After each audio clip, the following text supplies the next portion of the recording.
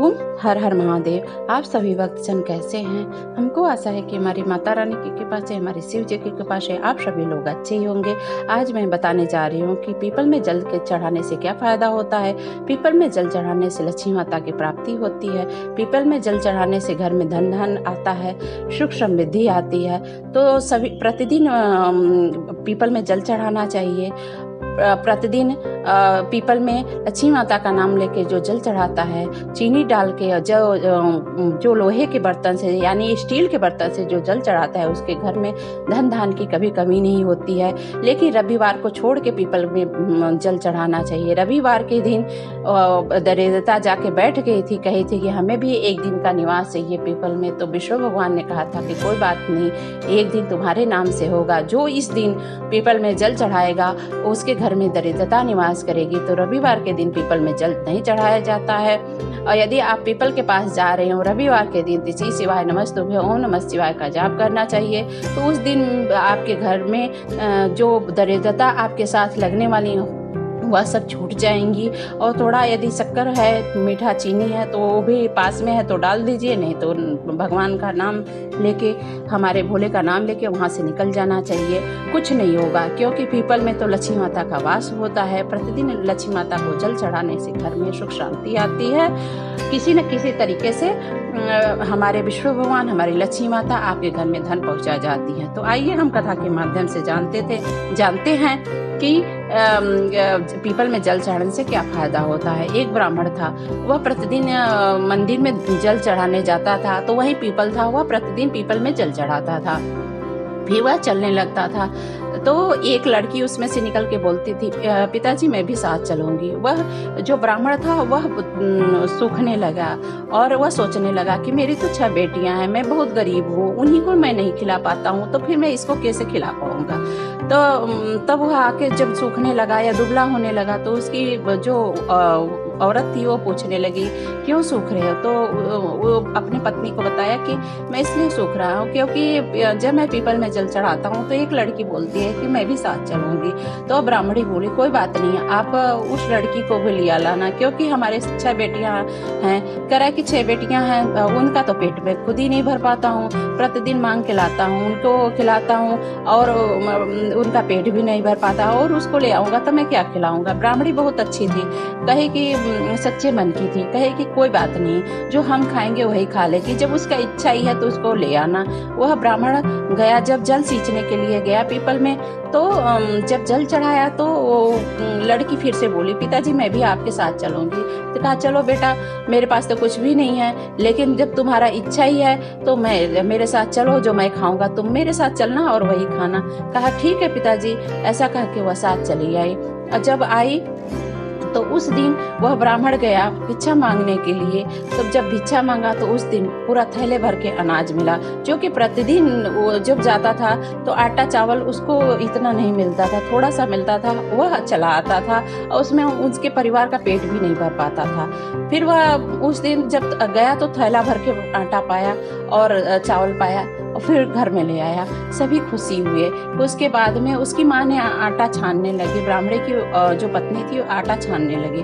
तो वह लड़की बोली माँ मैं भी छानूंगी। कही बेटी तुम तो पानी लड़की हो, तुम्हें कौन सिखाया होगा आटा छानने। तो कही कि नहीं माँ मैं भी आटा छानूंगी। उसने आटा छानना जब तो परात भर के आटा हो गया और फिर वो गूंथने लगी, तो गूंथ के पूरा तैयार कर दी, खूब ढेर सारा आटा।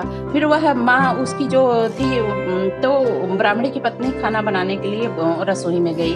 तो वो कही माँ मैं भी बनाऊंगी। तो कही कि बेटी तुम्हारा हाथ जल जाएगा, तुम्हारा हाथ बहुत कोमल है। तो कही कि नहीं माँ, मैं तो हूँ आपकी बेटी ना, तो आप यदि आपकी बेटी हो तो क्यों नहीं आप मुझे खाना तैयार करने देती, आपकी बेटियां भी तो काम करती हैं। तो इस तरीके से तो वो सोचने लगी कि चलो ठीक है मैं दे देती हूँ। उसने दे दिया। उसने पूरी ढेर सारी रोटी बनाई और भोजन 36 प्रकार के भोजन तैयार कर दिए। सबने पेट भर के खाए। फिर उसके बाद में पूरा परिवार खा लिया। तो ब्राह्मणी सोची कि सब खाना खत्म हो गया है। तभी से उसका मामा आया, जो ब्राह्मणी की पत्नी थी उसका भाई आया, कहा कि बहन कुछ भोजन वगैरह है। तो उसने कहा कि वो तो सोचने लगी कि हमारे घर में कुछ भोजन ही नहीं है। कहा कि भोजन तो खत्म हो गया, मैं क्या करूं। तो वो लड़की बोली, माता जी आप चिंता मत करो, जाइए रसोई में देखिए, वहाँ पे बहुत सारे भोजन तैयार बने रखे हैं। तो वह जब रसोई में गई 36 प्रकार के व्यंजन पड़े हुए थे। उसने अपने भाई को खिलाया। कहा कि भाई जब से मेरे घर में यह लड़की आई है, लक्ष्मी माता की कृपा से हमें किसी प्रकार की कमी नहीं है। और पेट भर के खिलाया। उसका भाई खाया और खूब आशीर्वाद दे के गया और कहा कि बहन जैसे आप सुखी हुई वैसे सभी लोग सुखी हों। अब प्रतिदिन जब आता था, जब उसका भाई कहीं से घूम फिर के आता था, खाना मांगता था, भोजन मांगता था, तो उसको भोजन नहीं मिल पाता था, क्योंकि रहता ही नहीं था घर में, न दे पाती थी। तो वह खा के चला गया। फिर उसके बाद में वह ब्राह्मणी शाम हो गई तो वह सोने के लिए सब लोग दीपक जला के, फिर उसके बाद में घर में पूजा पाठ किया, फिर उसके बाद सोने चले गए। तो वह कह रही, माँ मैं कोठे पर सोऊंगी। जो अटारी पहले होती थी पुराने जमाने में, और कोठा बोला जाता था, अब छत बोलते हैं।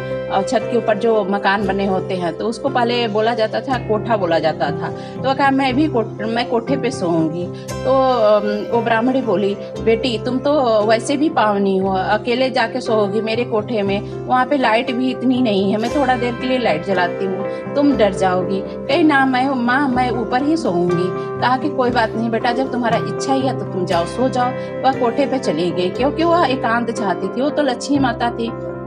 सभी लोग सो गए। सोच रहे थे कि मैं जाऊंगी तो सब लोग हमें देख लेंगे, तो इसलिए वो रात को जब सोई तो सभी लोग जब सो गए, जब आधी रात हुई तो लक्ष्मी माता ने उठी। जो लड़की थी वो लक्ष्मी माता थी। तो वो उठी और आंख मीचा ऐसे खोला तो जहां देखो तहां धन धन दौलत दौलत भर गए। तो वो लड़की बोली, फिर उसके बाद वो लड़की चलने लगी। फिर ब्राह्मण देखा, ब्राह्मण ने पैर पकड़ लिया, कहा कि बेटा तुम कहाँ जा रही हो। कहे मैं तो लड़की थोड़ी नहीं हूँ, मैं तो आपकी लक्ष्मी माता हूँ, आपको धन दौलत देने आई हूँ, क्योंकि तुम तो प्रतिदिन पीपल में जल चढ़ाता था मेरे नाम से और कहता था कि लक्ष्मी माता खुश हो जाओ, लक्ष्मी माता खुश हो जाओ। तो मैं तो खुश हो गई अब तो, और तुम्हारे घर आई थी। ब्राह्मण ने पैर पकड़ लिया और कहा कि माता मैं नहीं जान रहा था, मुझे माफ कर दो, मैंने आपसे इतना काम करवाया। तो लड़की बोली, पिताजी आप कोई बात नहीं, आप सो जाइए। उन्होंने ऐसा आशीर्वाद दिया, ऐसे हाथ रखा, वैसे फिर उसके बाद में उस ब्राह्मण को ऐसा गहरा नींद आया कि वो सो गया। सुबह हुआ, सब लोग खोजने लगे कि वो लड़की कहाँ गई। ब्राह्मणी खोजने लगे, वो लड़की कहाँ गई, वो पावनी लड़की कहाँ गई, जो कि इतना धन लेके आई थी हमारे घर में। तो ब्राह्मण उठा तो उसको कुछ आभास हुआ। उसने कहा वो पावनी लड़की नहीं थी, वो लक्ष्मी माता जी थी।